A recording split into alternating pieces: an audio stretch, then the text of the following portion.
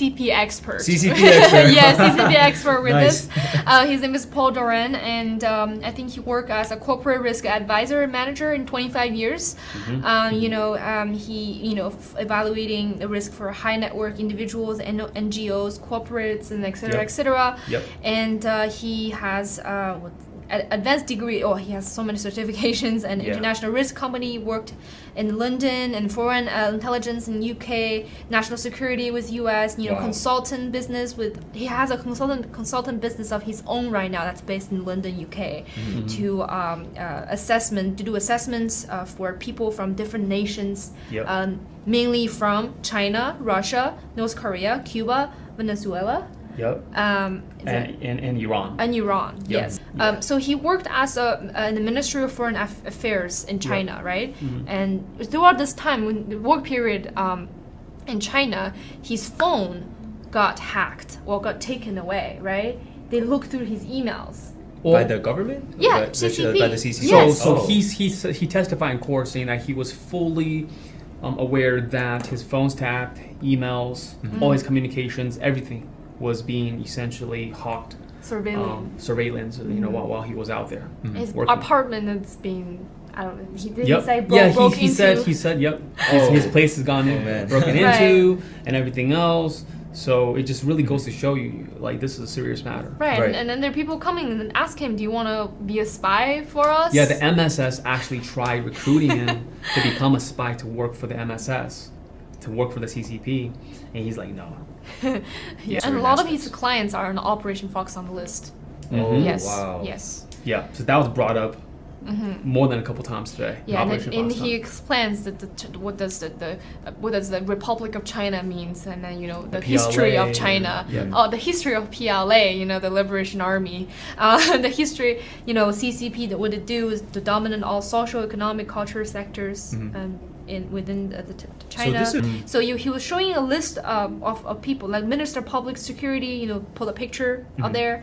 Minister of the State Security, Chen Yixing, picture out there. Xi Jinping's picture has been put on in the court today.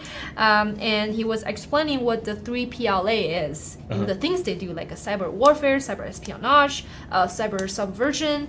And then, he was explaining the tactics of CCP, what they do, to control, eliminate the threats in China and overseas. And then she was showing who operates this. And then they all listen to the order of Xi Jinping. Right. And there's so many other details, things about bank account being frozen, and also for the dissidents overseas.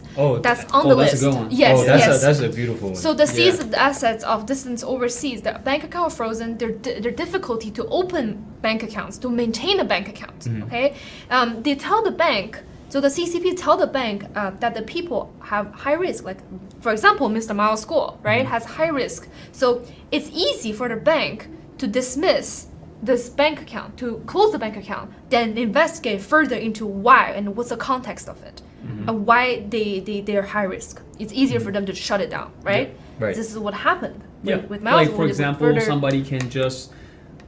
If they issue a red notice on somebody, or if they have a hit piece on, all the Chinese platforms, like articles and whatnot, it doesn't matter if it's true or if it's a lie. It matters that if there's too much noise, that's the pressure that they can now exert on these international, global, banks, to essentially freeze, close, or... And it's been proven with Morgan Stanley, with the people working in the bank, and from the government side, they already came and said, we read stuff, and then this is why we one of the reasons why we closed the bank accounts. Right, and just to recap what Feder was saying, there was a witness on the prosecution side who have testified that some of the press, some of the stuff they were reading in the media actually influenced her decision to advise against closing some of the accounts relating to the G series, and also I believe there was another one working at BitGo to stop working for the Humiliating Exchange because of some of the information that he uncovered on social media, which is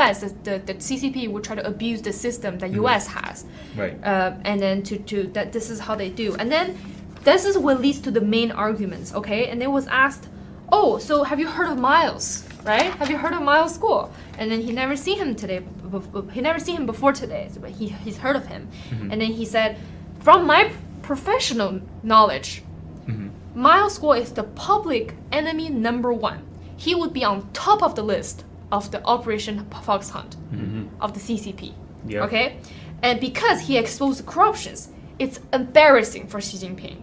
It's intolerable, right? He promotes freedom, and then on social medias, and he talks about it. And then there's even music video talking about, free the Mongolians and all that.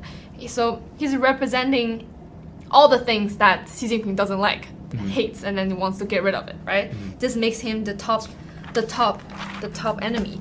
So, and it was asked, for your clients to seek to reduce the risk for them, okay, and families in terms of like the hostile situation and result of being on the Operation Fox Hunt list, what do you suggest them to do?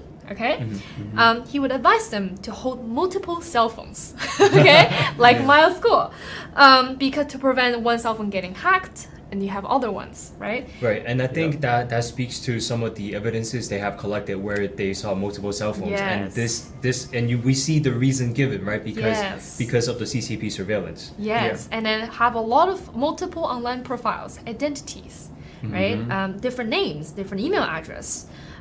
Financial bank account have multiple financial bank accounts, like those bank accounts we've been shown to the court by the government, saying those are transfers from three different bank accounts, account to accounts, and harden your physical location. So, like if you're a target to kidnap you, that you better to have CCTV, access control, bodyguards, all of that to help you, because this is the way to reduce the risk. Speaking of retaliation, a great question asked of the witness was, does the CCP target people outside of China? And the answer was yes. And sorry, give me 1 second. So yes, he says yes. The undeclared MSS agents would travel abroad to threaten the dissidents. It doesn't matter if you're Asian; it could be any ethnicity. They'll threaten you to. If you are like Chinese, for example, they will threaten you to, fly back to China, and all kinds of different things. Apply they do. pressures, all kinds of pressures. Right, and they're undeclared. They're not gonna go through the airport and say, hey, I'm an MSS agent. So there's a lot of that going on. And then another question is, what is U.S. doing about Operation Fox Hunt? Very interesting. Okay, and here's the answer. The answer is transnational repression program. So the U.S. has a program called Transnational Repression Program, where it was created to protect, U.S. citizens or any dissidents that do speak out and go up against the Operation Fox Hunt. So it's super interesting. Learn something new today. Protect them from the CCP activities.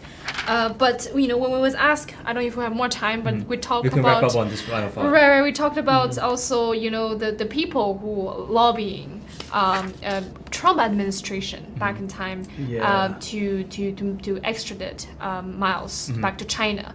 And this is the people that were paid by the CCP, and then they're bribed to lobby the administration. And those people, they keep the government trying to keep asking, but the U.S. did stop them from making this move, from sending him back, right?